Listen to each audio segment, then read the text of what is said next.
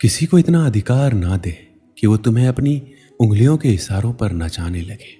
दोस्ती करने का मन करे तो खुद से दोस्ती कर ले, मगर किसी दूसरे पर आंख बंद करके कदापि विश्वास ना करे। गलतियां करना इंसान का प्राकृतिक स्वभाव है। गलतियां करना बुरा नहीं है, क्योंकि गलतियों से ही इंसान सीखता है। लेकिन बार बार एक ही गलती को दोहराना जीवन की बर्बादी है। जो बीत गया उसे याद करके क्या फायदा। क्या खोया क्या पाया ये सब भूल जाओ। सोचो कि आगे आप क्या कर सकते हैं। समय थोड़ा ही सही, लेकिन इसका भरपूर फायदा उठाइए। बीते वक्त में की गई गलती को ना दोहराइए। बीता समय भले ही तकलीफ में गुजरा हो, उसे भूलने में कठिनाई होती है, लेकिन याद करके भी तकलीफ ही पाओगे।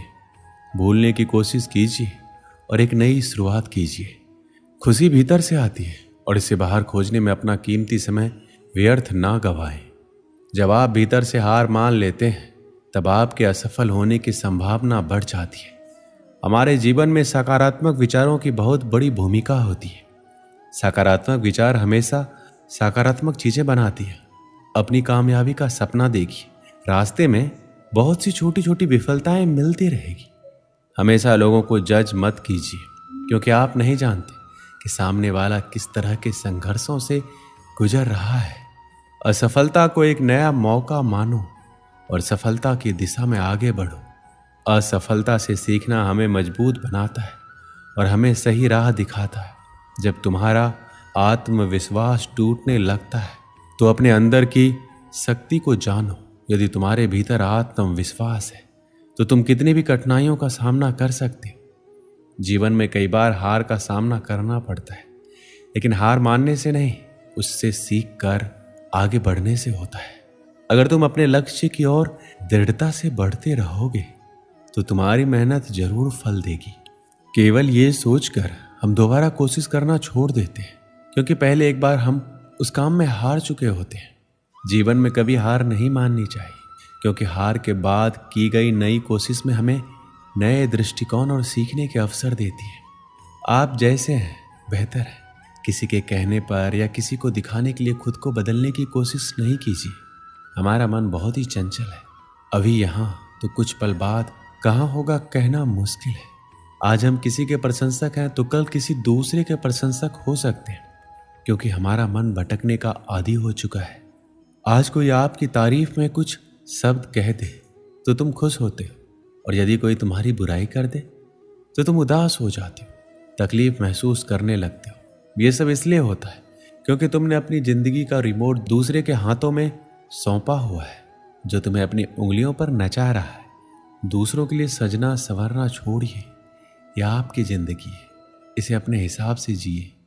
श्री कृष्ण कहते हैं, किसी ने यदि आपके साथ बुरा किया है तो उसके लिए अपनी छवि ना खोएं। अक्सर इंसान दूसरों को देखकर अपने जीवन में बदलाव करने की कोशिश करता है। यदि आप पूरी जिंदगी दूसरों का नकल करते जाओगे, तो जरा सोचिए आप अपनी जिंदगी कब जियोगे। इस तरह आप अपना अस्तित्व अपने ही हाथों से मिटा रहे हो। कोई आपके साथ बुरा बर्ताव करता है तो ये उसकी समस्या है। आप अपनी छवि कभी भी खराब नहीं कीजिए। यदि आपको लगता है कि कोई आपके साथ बुरा बर्ताव करता है या आपको गलत कहता है, तो बिल्कुल आसान है कि आप उसे अनदेखा कर दें, उस पर ध्यान ना दें और उस व्यक्ति का साथ छोड़ दीजिए।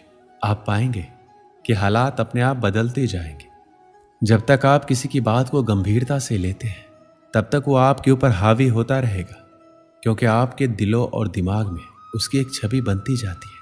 वो आपके दिमाग में कब्जा कर जगह घेर लेता है, जिससे आपकी सोचने और समझने की शक्ति छीन होती जाएगी।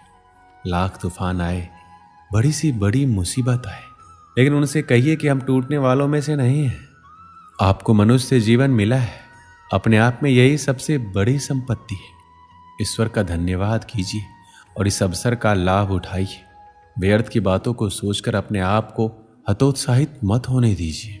केवल अपने आप को सुनिए। दूसरों के राय या विचारधारा से खुद में कमी मत निकालिए, क्योंकि कोई दूसरा आपकी भलाई के बारे में नहीं सोचेगा। वो केवल आपका इस्तेमाल करने के लिए कोई ना कोई तरीके का इस्तेमाल करता रहेगा।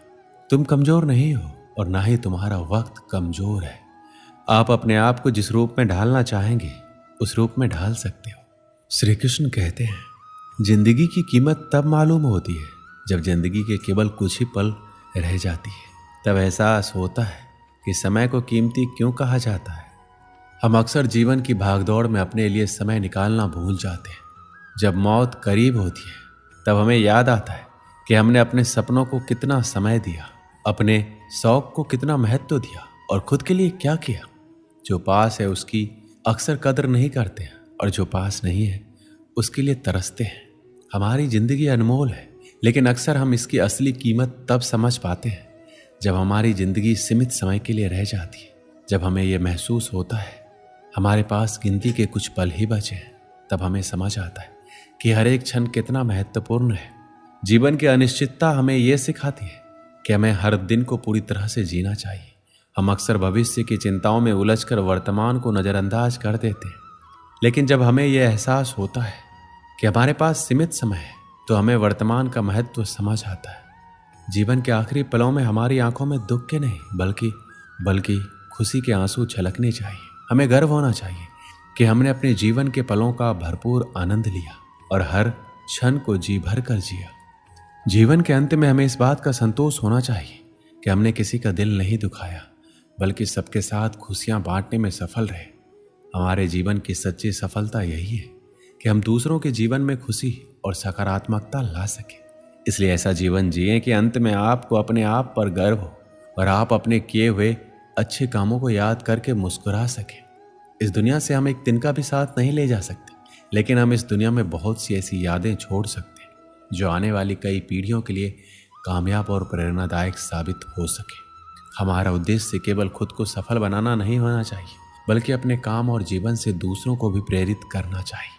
जब हम दूसरों के जीवन में सकारात्मक बदलाव लाते हैं और उनकी भलाई के लिए काम करते हैं तो हमारी वैल्यू और हमारे जीवन की अर्थपूर्णता बढ़ जाती है। इसलिए ऐसा काम करें जो यादगार हो और आने वाली पीढ़ियों के लिए एक प्रेरणा का स्रोत बने। एक समय की बात है, गुरुकुल में पढ़ने वाला एक शिष्य जिसका अंतिम दिन था गुरुकुल में।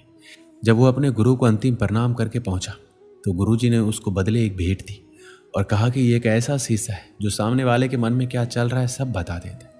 शिष्य ये देखकर बड़ा प्रसन्न हुआ। उसे लगा कि सबसे पहले गुरुजी को ही देख लेते, गुरुजी कैसे हैं। और जब उसने गुरुजी की तरफ शीशा घुमाया तो उसे गुरुजी के अंदर दुर्गुण दिखाई दिए। उनमें क्रोध, द्वेष, अहंकार भरा हुआ है और गुरुजी थे तो कुछ बोला नहीं और प्रणाम कर भेंट लेकर चला गया। जब वह शिष्य वहां से बाहर आया और सोचने लगा कि कैसे गुरु है, इनको मैंने अपना आदर्श माना और इनके अंदर ही अवगुण भरे हुए हैं और इन्होंने उन अवगुणों को अब तक खत्म नहीं किया और इनमें बहुत बुराइयां बची हैं। रास्ते में उसे जब अपना दोस्त मिला तो उसे लगा कि दोस्त की परीक्षा ले लेते हैं। उसके पास एक ऐसा शीशा था जो सामने वाले के मन में क्या चल रहा है आसानी से पता कर सकता था। उसने अपने दोस्त को उस शीशे में देखने को बोला और देखा कि दोस्त के अंदर भी बहुत सारे अवगुण हैं। उसका भरोसा टूट गया। दोस्ती से भी आगे बढ़ा एक रिश्तेदार दिखाई दिया। तब उसे लगा चलो इनका भी हाल जान लेते हैं। उनको भी शीशा दिखाया।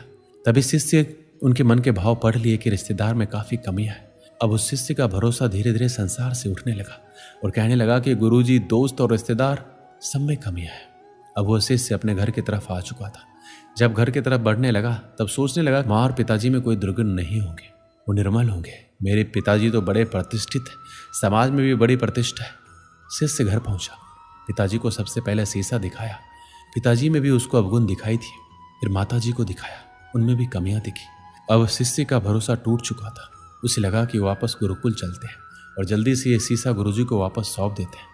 गुरुकुल में जाने के बाद गुरुजी से पूछा कि ये शीशा आपने क्यों दिया? इसमें सबके भाव पता चल रहे हैं, यहाँ तक कि आप में भी बुराई बची है और अभी तक आप निर्मल नहीं हुए।